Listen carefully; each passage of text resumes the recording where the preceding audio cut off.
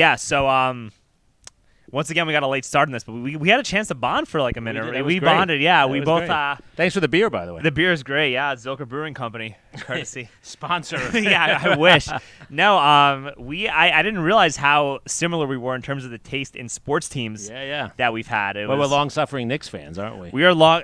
Maybe this year will be different. Maybe we'll win a playoff series. Who knows? Maybe. I'll just take a game, just one playoff game. I want to win. It's been bad. Have you been watching sports at all this year? Not that much, no. No, I've watched nothing. Like, I think like once the whole LeBron thing and the China stuff and like the Houston GM said that thing about Hong Kong, and then LeBron was like kind of attacked him for tweeting about Hong Kong when there's all this like social justice narrative being pushed. It's it kind of turned me off a little bit, and it also just undermines the social justice narrative.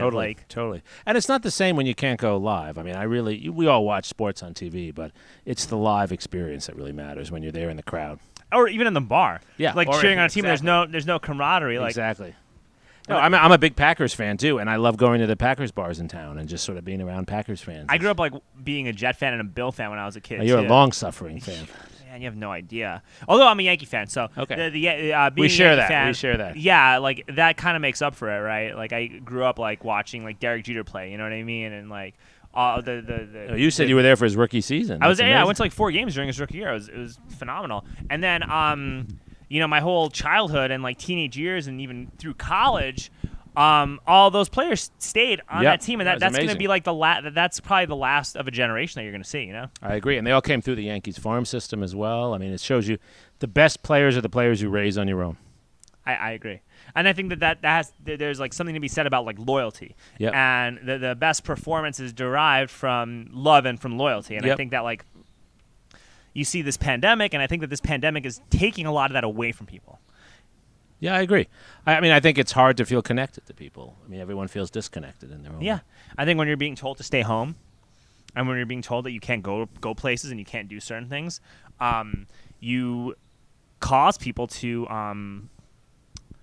just be on their computers all the time or be distracted by garbage constantly that's pumped through social media. And, with our clickbait culture, the more extreme shit you post, the more likely you are to get clicks. And then all of a sudden, now you have literally warring extremist factions when if you actually got people together to talk to one another, you'd realize that, like, man, we got so much more in common than we do differences. I completely agree. That's why I believe in universal vaccination. I mean, everyone should be vaccinated for that reason, right? So they can all get together. Whoa. I knew that would set you off. You set me off a little bit. I know that would set you off. I mean, it depends on what the virus is for, right? I mean, it's for like smallpox, right, or for like yellow fever, or for like maybe like Ebola or something like that when there's an outbreak. But you got to make sure that the vaccines are safety tested too, right? They are. I mean, the Moderna and the Pfizer ones isn't it still in the experimental use? No, I mean, the kinds of trials they did on these vaccinations, right, are of the kind that you would have done 10 years ago on a vaccination that would take 10 years to do the trials on. I mean, they did them with enormous speed because they were able to bring together the control groups. They were able to do the work in the laboratory. I mean, it's an amazing feat of technology done by young people, graduates of the University of Texas and elsewhere around the world to produce something that allows us to come together again. You and I couldn't do this podcast if I wasn't vaccinated right now. Well, I would do this regardless, right? But I wouldn't be here. But you wouldn't be here. But I wouldn't be here. And we were able to connect because of that. But I'm really glad that you have... Look, I think it's really good that the vaccine is accessible to people, but I think that vaccine should just be available for those who want it. And I think that the majority of people will want it, and either you're going to get vaccinated or you're going to get COVID. And I think that if you've gotten this virus, or if you have antibodies for this virus, or if you're young and you're healthy, maybe it's not as much of a priority versus if you're a little bit older and you have certain risks. So I disagree on that, right? I mean, we all live in a society together. We have certain obligations to one another, and minimal interference in one's life, and this is really minimal interference for the purpose of keeping those around you safe. This is what we do with smallpox. So when we moved to Austin, my kids couldn't go to public school here until I could prove that they'd been vaccinated for smallpox, until I could prove that they'd been vaccinated for typhoid. Why not? Diphtheria. Okay. That works, and we've done that forever. There's a couple differences, right? So, those vaccines for those viruses have been around for a very long time. And because they've been around for a long time, they've gotten a lot safer in terms of how they're administered. Like back in the 80s and the early 90s, they used a lot of mercury, thimerosal, types of like poisonous substances that could have potentially had a lot of adverse effects on people as a result of having. But it was mandatory then too.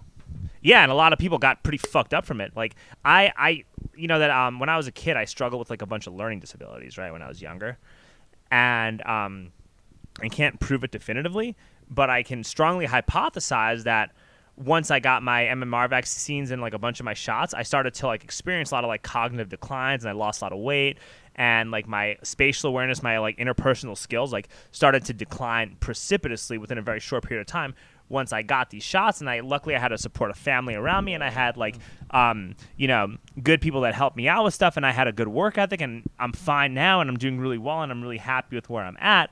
But I think that should be considered, right? Yeah, I think we do everything we can, everything possible to make these as safe as possible. So that it is our job as a society to invest in that. But then with that said, it is in the interest of society and is your obligation as a fellow citizen. In the same way, right, a lot of my students go off to serve in the military, right? Yeah. And they might be exposed. Some of them come back sick. Some of them come back with PTSD or various other things. Some people get sicker from the vaccine, though, than they do from Very the actual few. virus. Very few. Very few. And so long as we are doing our due diligence, we have an obligation as a society to Sure. try to keep one another Sure. safe. And it's a minimal interference in your life. I agree. I think that at the end of the day, you want to keep people safe. I'm not going to argue with that, okay? But I got a couple points, right? So there was a CDC or NIH article back in January that said that people who had the virus were still having antibodies up to 8 months after the fact. I saw that. Right? So if that's the case and the data is still inconclusive, like, maybe it's okay if you're young and healthy to just wait a little bit and see how this thing works for everybody else. Or if I want to have a kid, nobody really knows yet what the effects of this is going to be on fertility. Like me and my girlfriend, I want to have a family, man. Like I want to be a dad just like you one day, right? So there's nothing wrong, and I shouldn't be shamed for wanting to like at least wait until I see what the birth rates are going to be like within the next year or so, considering my risk level, especially if I already have antibodies for this virus, So I'm open to the argument that the first one you made, which I think is the best argument, right? If you have COVID and you have the antibodies, okay, maybe then you don't need the vaccination. I've seen medical opinions on that. That's fine, but that's a very particular exception. We have that for every vaccination. You can be excused from the smallpox vaccine if you have certain allergies. So okay, well that's great. Well then, I think we need to do a better job of being able to test for antibodies accurately. I'm all for that. I would rather do that. I would rather do that than have to force somebody to get a vaccine. I think, and you had when your podcast was Lex Friedman, you talked about freedoms, and people should have freedoms, even if it's a stupid freedom, because of us living in America. And I think that if we had better antibody tests, a lot less people would feel like their freedom is being jeopardized. These are not mutually exclusive positions. Does that make sense? That does. So the problem is we make these either-or positions. So I am for mandatory vaccination. What that means is you have a program where you do the required testing and you provide what are appropriate excuses, but where it's not random, where someone just says, I don't want to do this because I don't want to do this. That's not acceptable, right? We have an obligation as a society. I have to pay my taxes every year. There's certain things we do as a free but you want to talk about taxes and what we spend our tax money on. Like, we gave a multi 8-figure contract to Microsoft with our tax dollars, So it's like, then if you're going to pay taxes, we got to have a greater say about what our taxes get spent on. So there's two different things, right? We have an obligation to pay taxes, and then we need a government that actually invests that tax money appropriately, and we need to elect officials who we hold accountable along those lines. And so the problem is not taxation. The problem is the ways in which people either try to avoid taxation or the ways in which tax dollars are misused. But that is not an argument against taxation without representation. Like you need. Right, which is why D.C. should be a state, which is why we shouldn't have gerrymandering in the way we do in Austin. I mean, Austin is poorly represented because of the gerrymandering, which gives us actually truly one congressman who represents Austin rather than 3 or 4. Sure, but in California, it could be gerrymandered the opposite way. Of course, both parties do that. The party in power will always have an incentive, and historically has an incentive, as a historian I'd say, right, to, 1, use campaign finance to their advantage, and 2, to use gerrymandering to their advantage, which is why I believe that both of those areas need to be regulated in the interest of public citizens, right? So which is to say that there should be perhaps limits on campaign funding, and we can talk about what that would look like, and expert panels that assign the boundaries for districts rather than leaving it up to the party in power to draw the districts as they want. What if they did the district boundaries and they made it like a vote by the people? the district boundaries about vote by the people? Yeah, like, I mean, we had Prop J where people had an opportunity to vote on whatever the land code was going to be in Austin.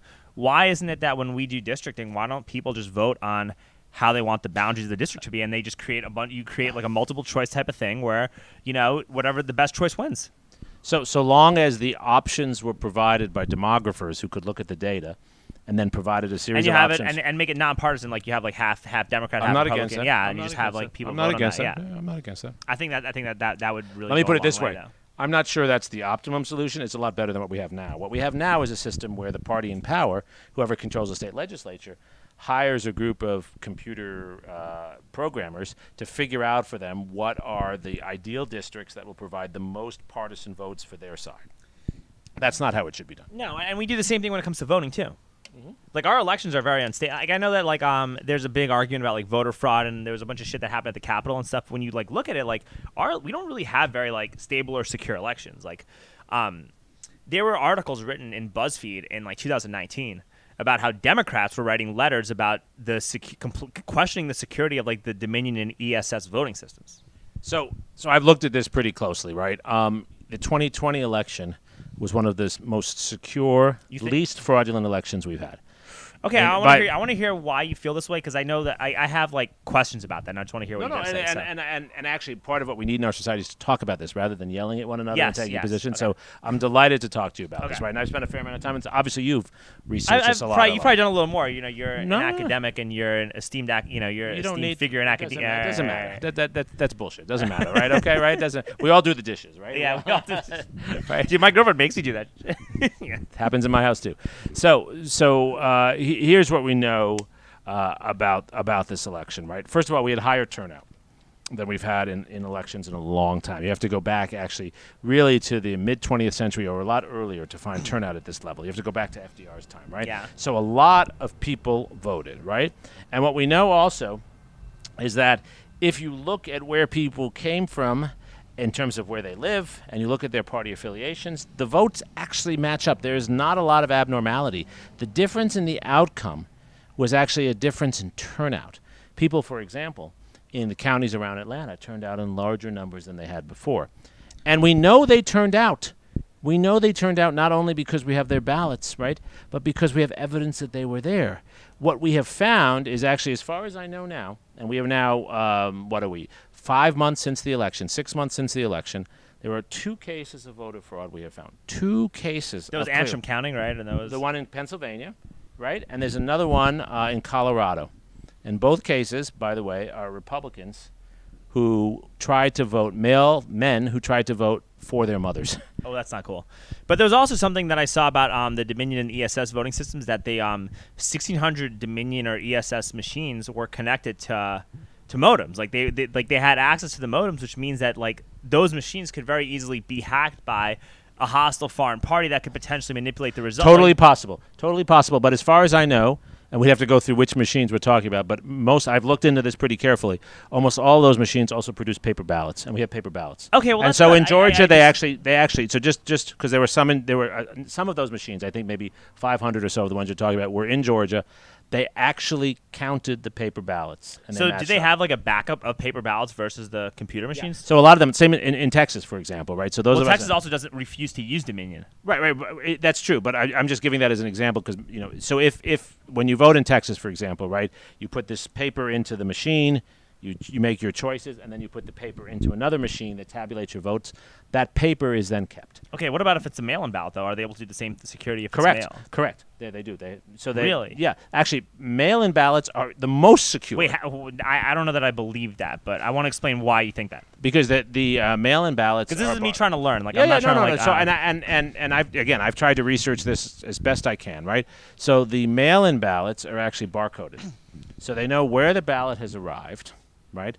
They know where it has touched, and then when you sign on the ballot and you give a particular address, they can check that you mailed it from the address where you claim you have mailed it, and they can check your driver's ID. They can check all of these things. So, in fact, they have followed where that piece of paper has been at all times. So it's impossible for that piece of paper to have gone to Russia or to someone or else. to China, or Yeah. now Now, you is don't it think that like if it goes through a computer system, that someone could hack like the computer results, or like I'm just throwing out hypotheticals. Oh, it could be here. hacked. Yeah. Oh, yeah. I mean, Or as like, we've seen, all this stuff could be If you have hacked. county clerks and you have people within that office that hate Trump, because there was a lot of hatred for this guy, right?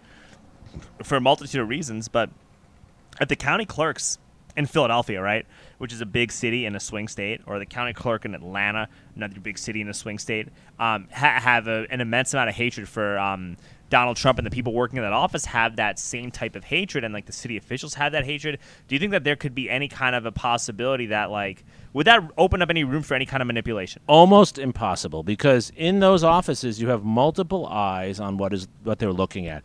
They would have to actually not only work in their one office, they would have to coordinate with thousands of people around the country who are overseeing what they're doing. What's more likely is the Russians hacking into the system, as you say, right? But there's no evidence that that happened. This was actually one of the great successes of this election, was that Trump's people, right, in the Justice Department and elsewhere, kept our election secure, right? The bottom line is this, right? You can't make accusations of fraud, whether we're talking about medicine, whether we're talking about pedicabs, whether we're talking about voting, unless you have evidence. You can't provide us with hypotheticals. I have done everything I can to follow the evidence. Okay. And I will tell you honestly, I have seen no evidence of any fraud in there. Is there always a possibility? Of course. There's a possibility that when I get in your pedicab, you're robbing me. But until I have evidence that you robbed me, you'd be robbing me. Correct. Yeah, like Correct. there's that. But until I have possibility, too. evidence of that, I can't legitimately accuse you of that. And look, we're 6 months from the election. Look at the resources that have gone into trying to find evidence. The Attorney General in Texas spent more than $200 million of taxpayer money, talk about that, to try to find evidence of fraud. What did he find? 12 cases. Okay. 12 cases. I mean, I don't know. I saw a lot of articles like predating this election where you had college professors of computer science. This guy named Andrew Apple, a Princeton professor, talked about how easy it is to hack a voting system. And then you have China, and then you have the fact that China has donated hundreds of millions of dollars to a series of Democratic candidates. You have, I mean, I'm just saying. But Russia was doing everything they could for Trump. We have to look at the evidence. And what I will say is, and some of these were even some of my students, right? There are people who have gone into the world in the Justice Department, Federal Elections Commission, and elsewhere, and their job is to try to keep our elections secure. Will that always be true? I don't know. But from all the evidence we've seen now, there's no evidence that anyone hacked our elections. They hacked our pipeline, our oil pipeline. They've done other things. But right, so that's what I'm saying, too. If they can hack our pipelines, how do you know that somebody wasn't doing that, right? Because all of the voting data now lines up with everything else we know. And there's a record of the paper ballot. So if there are paper ballot records, there are in Georgia, for example. Okay, and there are in Arizona. If that's there what they're counting paper now. ballot records that are like aligned with the computer records, I don't think that there's much of an argument to they that. But I think counted it's them 4 times in Georgia. They actually hand counted them. So what do you think about the Arizona thing? They've hand counted those too. Now they have a bunch of yahoos in there counting. They want to count the ballots. Keep counting them, but do it in a way that is legitimate. Don't bring in an organization that has no experience. They've never done this, and they claim that they are already going in assuming that there's been fraud. No, don't do it that way. Bring in, you want to bring in another organization, whatever, the one that's had experience, make sure it's overseen, and don't bring in people who were candidates themselves to be doing the counting. This organization now in Arizona has people who were on the ballot themselves doing the counting. Wait, what? Yeah. They have people who were on the ballot. This is a totally kangaroo court that they've set up there. I don't know what they're going to come up with in the end. But if you want to do this right, you do a forensic analysis. You find an organization that has experience counting ballots, and you provide an oversight mechanism to watch what they're doing and count the ballots again. Keep counting them. I'm okay with that. By the way, this organization has also mishandled the ballots, right? They left the ballots out. They've left the ballots unsecured. There are all kinds of problems with the way they've done this. They're amateurs. And here's what I believe, Alex. The problem in our society is not really partisanship. It's that people often are putting incompetent people in places to do this kind of work. Put competent people who can count the ballots, as we've done in other places. Give us the numbers, and I'm fine with that. Hey, speaking of incompetence, how do you feel about the Biden presidency so far? I think he's put into office a range of incredibly competent, skilled people. Now, you might disagree with what they want to do, but Tony Blinken at the State Department. This is a man who has deep experience in international affairs, highly competent in managing the day-to-day work. Lloyd Austin at the Pentagon. I mean, this is a career military officer, highly regarded on both sides of the aisle. Biden himself, by every measure, is trying on every policy issue he can to get to the facts and do the best he can for the interests of the country. You can disagree with where he's coming from. Of course he has political biases. But it's really hard to argue that they're not trying to do the best for the country to keep us safe from COVID, keep us safe from Russian interference, et cetera. Okay, so I think my attitude about the Biden administration is that a lot of times the president's success and or failures have a lot to do with the past administration. Yep. Just like Trump's economic success had a lot to do with some of what Obama did, right? But also, Biden's success at handling COVID could also have a lot to do with what Trump may have done with handling COVID. Because if everybody gets COVID in the year that Trump is in office, and then all of a sudden you had a vaccine that came out like right after Trump lost the election, which was like 2 days later, and that's kind of a little bit of an oddity, right? For Pfizer to come out with the vaccine, the Tuesday after the election's over. For that to happen right after Trump to get elected, and maybe I'm wrong, but I think that the WHO possibly changed the PCR test threshold back in like January. I don't know if I'm right on this, but that's what I heard, and I think I may have seen. Right. I don't think that's I think I may have seen a tweet on that from Twitter. So if I'm wrong, I'm wrong. But this is I'm just throwing stuff out there. But even if like two of those things are correct, I mean, of course you're going to see a decline in cases if everybody's gotten the virus, right? And so it's like, at the same time, you can't overly give credit to someone for something that they didn't fully do, and you can't overly blame someone. Like, you can't fully blame Biden for inflation, right? Because Trump would have, created a massive stimulus package also. But can you overly credit Biden for the success of handling the virus when the vaccine came out during the Trump administration, and so many people got COVID in conjunction with that cases are going to, like with pandemics, like it's gravity. What comes up must go down, Well, we could dispute that other point, but you make a very important point, right? Which is that the changes in our world don't line up with our election cycles. So you have this regardless, whether we're talking about Reagan, Carter, or we're talking about Nixon, Johnson, or we're talking about Trump, Obama, Biden, right? The person in office will always claim credit for the good things that happen when he's in office. Yeah, and they will deflect from the bad stuff. Correct. So the clearest example of this is the economy. You made this point very well. There's a long lag time between policy decisions and the effects they have on the economy. No doubt about all of that. So what I try to do as a historian and political writer and observer is to try to figure out what is it that we can hold the particular person in office accountable for, right? And so here's what I'll say, right? The difference Biden has made on COVID is not that Biden went out and invented the vaccines, and we can talk about how the vaccine development occurred. But here's what he has done, right? Here are the things he has done, and I think any state official, Democrat or Republican, would tell you this off the record. Many would tell you this on the record. He has made an effort from day one to coordinate effectively with state leaders across the country in a competent way and in a nonpartisan way. What do I mean by that? I mean that he has put in power a team in the White House, and they have been ordered to do everything they can to help the governors get the vaccine, get the resources they need, and get the information they need. Anyone you talk to from last October, before the election, whether Democrat or Republican, off the record, and I've talked to many of them, will tell you the biggest problem they had was not whether they liked Trump or not. He had a bunch of jabronis, and I'm going to use that term, right, in the White House, right, who didn't know what the fuck they were doing and were not actually helping the states to actually get the work done. You know what? I actually kind of agree with you, because we have a shit ton of vaccines in Texas, and we're a pretty red state. Yeah, exactly. So I can't argue with that. And but when I also we had the energy emergency that week, the White House did everything they could. Are you sure though? Like, did they not issue directives saying that you can only use a certain amount of energy for climate change? Because I did see some kind of executive order or some declaration. It had nothing to do with that. No. They did everything they could to mobilize resources. But do you know what I'm talking about at all? Because I saw something from the WhiteHouse.gov or some declaration or executive. Maybe I don't know if it was an executive order, but it was some kind of declaration or statement from the White House about about Texas, about how like During that week? yeah, I didn't see. I was too busy dealing with all the problems. Maybe I'm wrong, but I'm just saying like I remember I heard something and I saw some kind of what looked like a White House document about Well, educate me. It's okay. Well, all right. I'm gonna find it and try to send it to you. But like, good. Biden basically said like, hey, you know, we have there are certain fuel emission standards and certain things that you have to like meet and do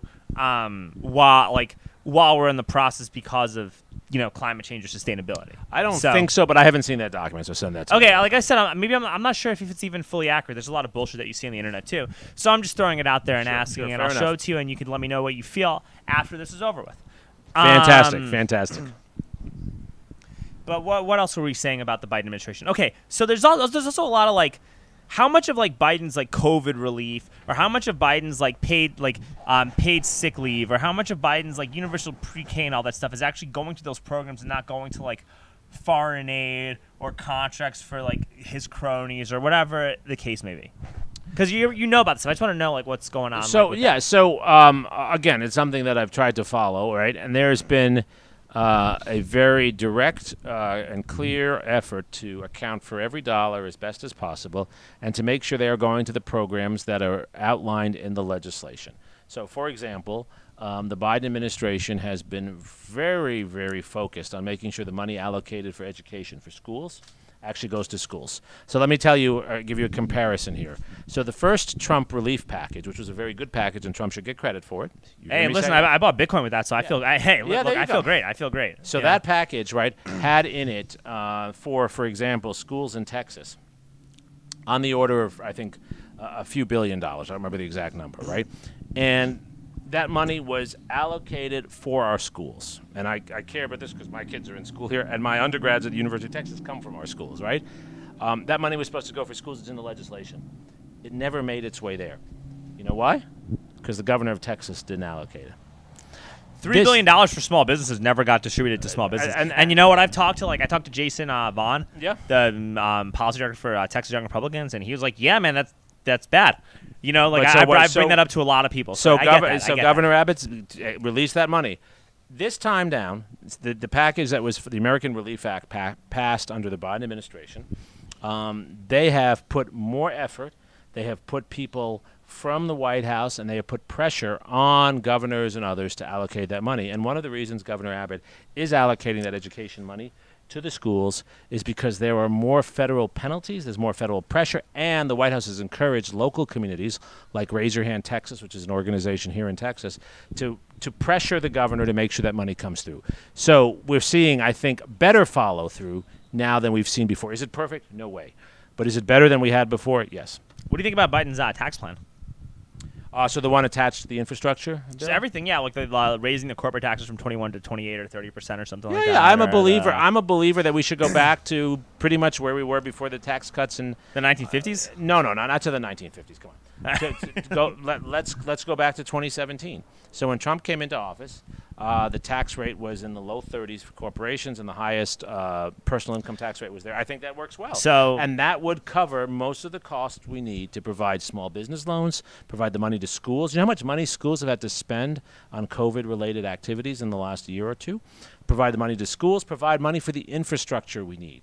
Right? I mean, in Austin alone, think of how we'd benefit if actually 35. Sure. Yeah, and I get that. That makes sense. Okay. But just a couple of curveballs, right? I thought you'd have a few. Yeah. A few, yeah. Just questions, right? Nothing like not attacking or anything, but just a couple questions. Like, I'm sure you and Allison have investments, right? Sure. Yeah. You have investments. I had to pay for college for my kids. At some point, right? Did Trump's like tax cuts not like help your 401k or your investments? Yeah, sure. Yeah, like I benefited from it. Yeah, okay, sure. It worked out really well. Like my attitude is that like. One of my big regrets is that I wish I like understood investing or was actively investing my own money in 2016, because if I had been actively investing my own money in 2016 and was paying attention to the stock market right before, you would have done well. I would have done really well, and I'd probably be wearing a MAGA hat, right? And like, do you know what I mean? And I think that like your affiliation to whoever you vote for has to do with like how successful and how well you do while that person's in office. Does that make sense? Yeah. So this is the argument that it's about pocketbook politics. Maybe so. But the problem is this, right? I mean, this works out if everything else is equal, right? Even if you have a lot of money and you invest it wisely, you need health insurance, right? I happen to have very good health insurance. I still do okay, right? Because I still have the, I'm still doing fine, right, with where I'm at. Right? Where do you get your health insurance? Well, because I have the marketplace and all that stuff. Because you should the Affordable Care Act. You have Obamacare.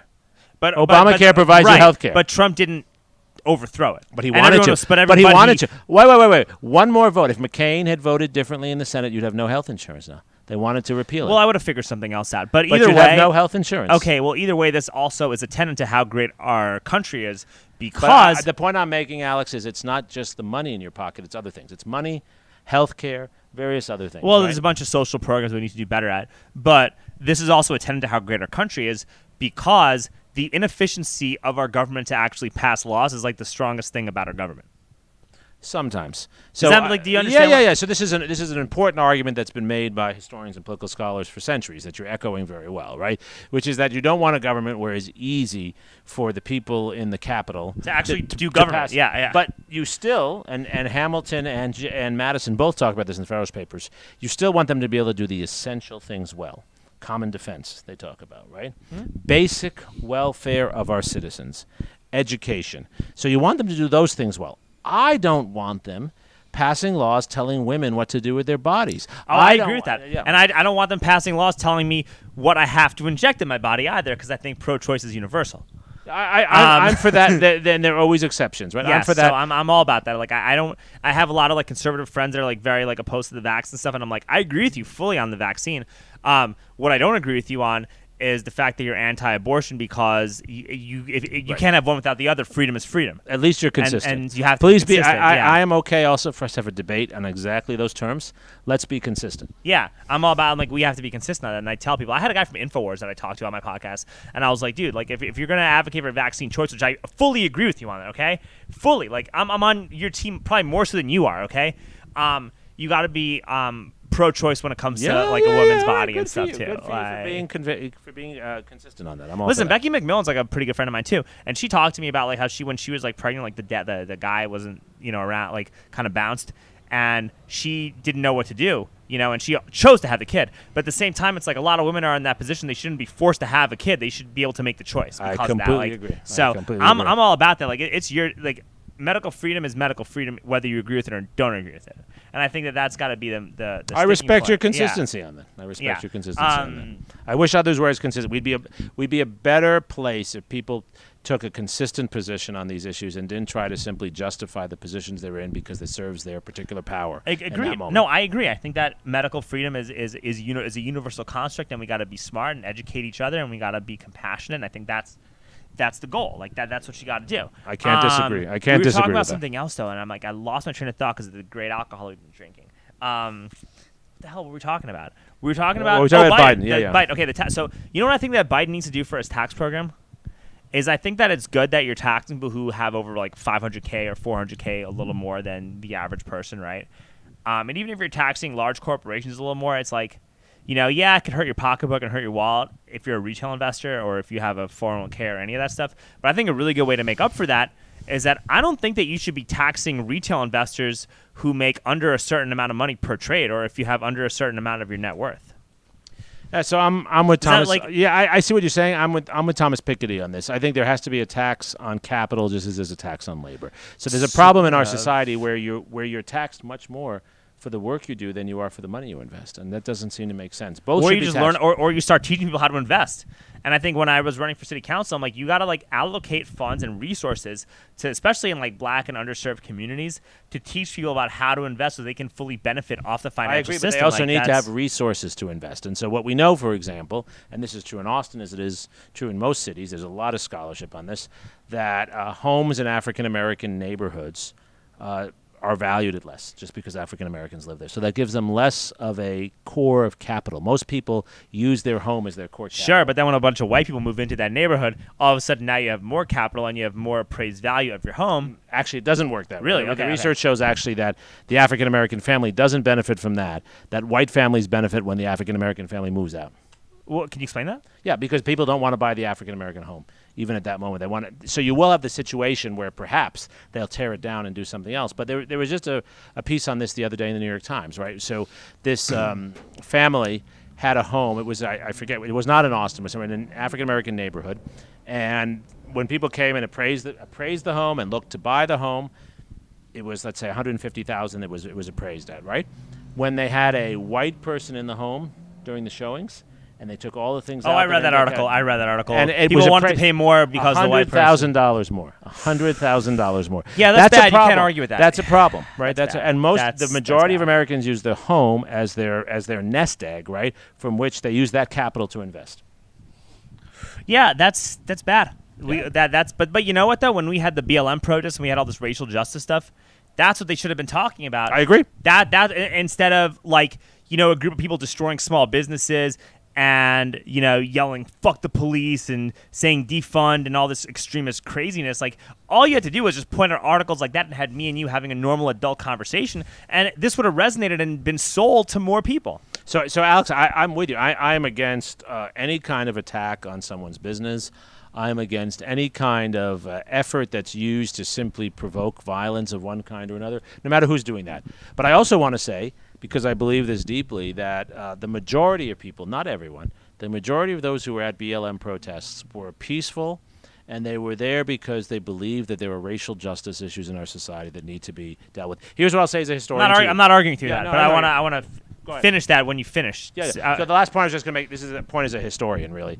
I study sort of movements, right? That was probably the largest peaceful movement of demonstrators ever in our history, and the majority of those who were at these demonstrations were white. And that's important. Well, that's another thing, too, is that it was white hipsters that were taking over the voice of black people, which how accurate of a representation. It was a mix. That might be true for certain parts of Austin. Actually, the majority of those who were out there were actually white people as allies for African Americans. Or it could be people that are just trying to virtual signal because they want to feel like they're part of a cause. Like there's a lot of that, right? People, I wrote a whole book about this, right, for the 1960s. People go out to protest for all kinds of reasons. Some go there for sex. They go there to pick up. Although, no, listen, I fully, if I were single, like all of this is, listen, this is might sound crazy or controversial, but there's no better time to. And this is not me from personal experience, because the only person I'm with and ever want to be with is my girlfriend, who I love very much. You think she's watching, right? You're saying she's this. Definitely gonna watch. No, but like regardless, man, like I've never cheated on my girlfriend, never planned it, right? But if I were single, hypothetically, there's no better time to get laid than in the middle of a global pandemic. Well, I don't know about that. I think in terms of a protest movement, right? Protest movements are associated with sex. Right, but now you have a protest movement in a global pandemic. It's just next level. Yeah, maybe so. Next level. I don't know. I think that the data on the pandemic is actually people having less sex during the pandemic. Because they're idiots and they actually listen to what the TV tells them. But if you were to go out, listen, like if you were to, my attitude is this, right? If you're going to go out to a bar, right, in the middle of a pandemic, the people that are out at the bar with you, how do you think they feel about this? I see that. This is kind of Lord of the Flies. Okay. Yeah. It's like I had this joke with my friend. I'm like, look, you want to you want to meet a bunch of girls during COVID, have a MAGA hat on in your profile, because the girls that you meet, we're going to be doing no social distancing whatsoever. So you already know what's going to go down. You might die, but okay, at least you'll die. You'll die with a smile on your face. You'll die happy, yeah. You know what? You understand what I'm saying there, right? With all that. I do, yeah. I'm processing it, Alex. Yeah, so it's like I think that this virus has been like the biggest financial opportunity of our lifetimes that people didn't take advantage of in a lot of ways. I think the virus disrupted and harmed so many people's lives, and I just want to say, and I see this. Yeah. I teach this semester. I taught 250 undergraduates, right? And some of them, a not insignificant number, probably 15, who told me, so maybe many more than that, lost a close relative to COVID, died. Some it was a parent. Some it was a parent who was a nurse or a bus driver or something. And those are people who wouldn't have died otherwise. And not only is that a loss in their lives, Alex, I mean, it's an enormous sense of guilt they carry as well, because you're like, I could have done that, yeah. So my thing is this too, like 99% of my friends or 90% of my friends, whatever number I'm throwing out, got COVID, right? And none of them got sick. because most of your friends are young. Like young and These are fit. yeah. So it's like I this think is- that everybody's experience with COVID has to do with like the people that they surround themselves with and who they're But around and what they let's do. not be blasé about the fact that 600,000 Americans died. I agree. 600 No. more than that. That is many times more than all the wars we have fought since World War II. I agree, and a lot of them also had like serious pre-existing condition. But they died. And our healthcare system is fucked up, and But we they have horrible died. social safety. Yeah, and But they they died. wouldn't be dead without COVID. COVID is the reason they died now. Maybe they die a year from now, 5 years from now. They died now. These are what we call excess deaths because of COVID. Because not of your COVID. friends, not most of my friends, because we're on the younger side. These are people who live in America that died that didn't need to die. That's and right. I'm not going to downplay that or argue that or do anything. But when you understand the dynamics of what they had or what the preconditions were, it's like, okay, well, what are we doing to learn from this in order to help to make it so that less people on planet Earth have those preconditions going forward? I'm in complete Does agreement. that, like, you know what I mean? I'm in Like, co- what are we that's doing? why we It need a doesn't seem better like we're healthcare doing system. anything. Yeah. I'm And it completely doesn't in seem like agreement. we're doing anything of those sorts. And, we have this phenomenal organic, sustainable food farm called JBG Gardens. But very few people even know about that. Very few people in Austin even know or can process the fact that you can go to this farm once every 2 weeks and get a 2 week supply of vegetables just by working five hours in 2 weeks.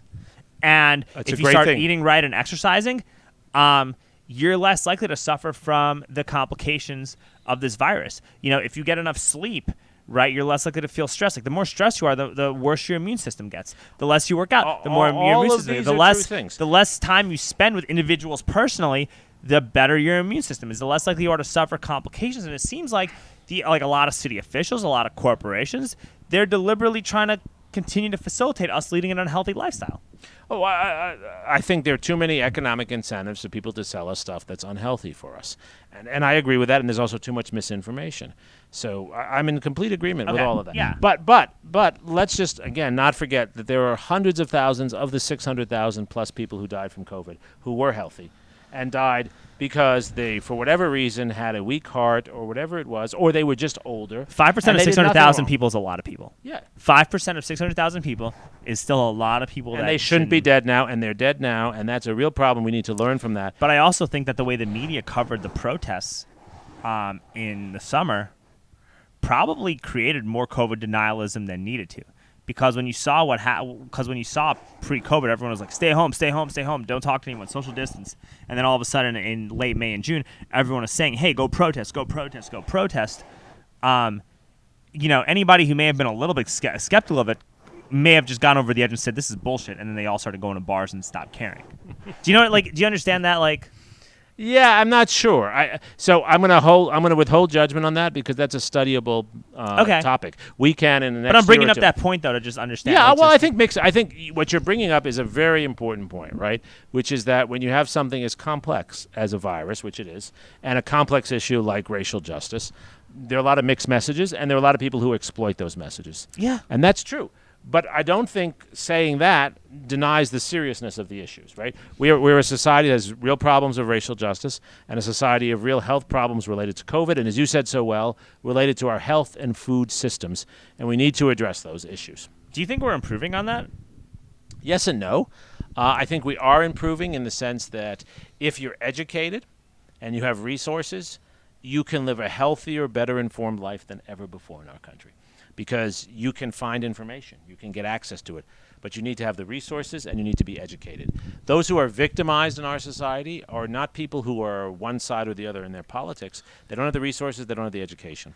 But do you think maybe we could be doing a better job of encouraging financial literacy in some of these communities? This is your thing. Yeah, I'm all for financial like literacy. we should be. Or So at here's the what end- I'd like to do. I'd like to have them have a financial literacy class as early as possible. I'm totally with you.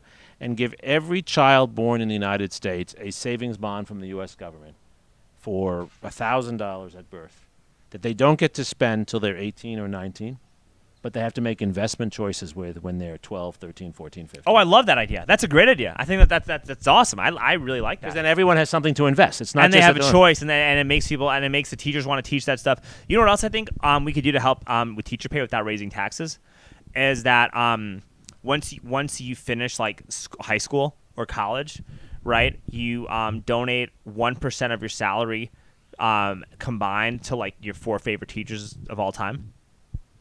Your salary when? Just once you get old, once you're like 22 years old, right? You're like, here are my 4 favorite teachers, and I want to donate my salary for the rest of my life to these 4 teachers, and you have the power and the ability to change who those teachers are whenever you want. Yeah, I'm for something like that. Yeah, I mean, we could figure out in principle, I'm for because it. then it encourages teachers to actually start doing a good job to teach people so now you and skills I, that can help them make a living back and make to money. where Yeah. we started. People should be free, but they also have to feel a sense of a connection to the common good. This is historically what has worked in the United States, right? And I've talked about this and written about this, right? Is that we have been a society that has always emphasized personal freedom, but we've also emphasized a commitment to your community. This is the thing that Alexis de Tocqueville notices when he comes to the United States in the 1820s and 30s, right? Is that Americans, unlike French counterparts, they have all these different weird views, and they shout at one another, and they maintain their individualism, but they also believe they have to work together. And but commitment to community needs to be equated to personal freedom, and we're doing a horrible job of selling that. I agree. Listen, man. Like, okay, so you saw what happened with the BLM stuff, and you saw a bunch of people burning American flags. You saw a bunch of a lot of good people standing up for racial justice. I understand that. But the majority were doing what I say. But from what I saw is that you still saw a lot of people burning American flags, and you saw a lot of the shit. And what I'm getting at, though, Jeremy, is that if you weren't, you'd be a lot less likely to burn an American flag if you weren't $50,000 or $100,000 in student loan debt, with no hope of getting out. So in general, I agree with that. But there were people on January 6th who burnt American flags and used flags to attack police officers who had $1 million 401ks. There was a woman from Texas who flew on her private plane. On a private jet. And now she wants us to bail her out. Says, "Oh, I was deluded by Donald Trump." Come on. Yes, okay. Come on. And I think that there are a lot of crazies who did what they did on January 6th, and there were a lot of crazies who did this stuff during the summer. And I'm not trying to make one group different than the other, right? I think when it comes to these big protests, the majority of people who go to protests like this have a valid reason for protesting, and they genuinely are doing it because they want to do the right thing, even if it's something you might not fully agree with on the tenet. So I'm okay with that. I'm okay with that when we say that, for example, if we're talking about BLM and we're talking about people who go to a protest against taxation. Or the reopen protests. I'm okay with that. January 6th was different, right? That was an insurrection. That was a group of people who actually wanted to overthrow the counting of votes. So I think a lot of people were like that, but I think that there were a lot of people that just went in because the gates were open. They just were walking through. Because I was watching the live streams. Right, we talked about this before. And a lot of these people were just walking through the video, walking through the White House, the Capitol, just walking around, following the crowd. And they were chill and they were cool and they were not violent and they were said hi to the officers and they were not, they were polite and they were respectful and they weren't doing anything, right? There were some psychopaths, don't get me wrong, and I completely abhor all that stuff, right? And I think that what we were talking about before the camera rolled is that the biggest threat was the stealing of data. When you're taking Nancy Pelosi's laptop or somebody's computer, all of a sudden, you're giving that information away to God knows who, and all of a sudden now we're having a bunch of cyber attacks. Come on. But there were, but there were, what fundamentally we're agreeing on here, and I just want to articulate it, right, is there were people who showed up on January 6th whose intent was to do harm to the U.S. government and to the welfare of American society, and that is a crime. We should prosecute them. We should fully prosecute You and them. I agree 100%. We should fully, right. 500 or so of them have already been charged. But how many of them were actually doing that, or how many of them did they just randomly Everyone pick out of the that's hat? Been charged, as far as I know, reading the Justice Department documents on this, everyone who has been charged, they have evidence of one of two things, if not both. Okay. Violent actions towards the police or towards the building, and the stealing of material. Okay. So 500 people really stole material, and that's it's a combination of those two things. Some of them were stealing, ornaments. Yeah, because you did see tens of thousands of people that were walking. Okay, I can just tell you what they're charging people. They are charging people with violence. One of the things I don't like about what the Biden administration is doing is they're trying to contract with private companies to monitor people speaking on Telegram or Clubhouse or any of these new social media platforms that are not Twitter and Facebook. So I worry a lot about privacy, and I'm worried that this January 6th could create Patriot Act 2.0, and it seems like the Biden administration is using January 6th as an excuse to facilitate that. So and I have not seen evidence of that, but I think it is a legitimate concern, right? So we have to be concerned that on the one hand, we give law enforcement the tools to find people who are using technology to hack our systems, using technology to undermine public order, et cetera. But we do have to protect privacy and free speech. And so it's a very difficult balance. I have not seen things from the Biden administration that have led me to worry yet, but I do think we have to be vigilant about this. So I agree with your core point. And I think vigilance is key, and I think that I'm ultimately with you. when you fight things preemptively, things can only get so far when you fight them preemptively. Like even with like vaccine passports, like fighting something like that because you don't know, like the wrong person could abuse that. And even when Trump was in office, like we didn't do all that much to limit the power of the presidency, did we? No, we had a real problem with that, actually. And luckily, we had a lot of limits in place. It's, again, something I've worked a bit on. Which is great about America is that we have all these limits and checks We and balances. we have a system that emphasizes checks and balances. That's one great strength. And two, we have the advantage now of 240 years of experience with these issues. So we've built over time an independent judicial system. We've built over time an independent, you might not always like what they do, but an independent media.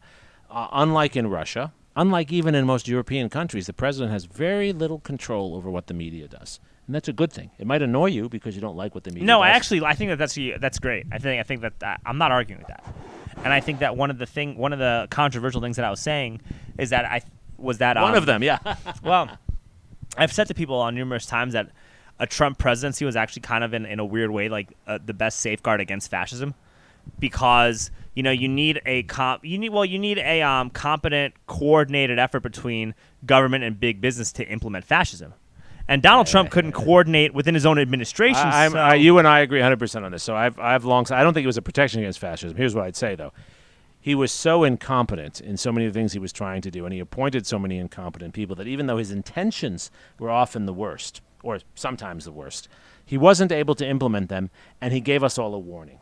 So it's sort of like this was a drill, and we all learned. And I'm not actually trying to make an anti-Republican or anti-Trump argument here. I don't think you are. I think you're being pretty reasonable and understanding. And there's a lot of there's a lot of power that has accreted. I wrote a whole book about it. There's a lot of power that's accreted to the presidency that presidents shouldn't have.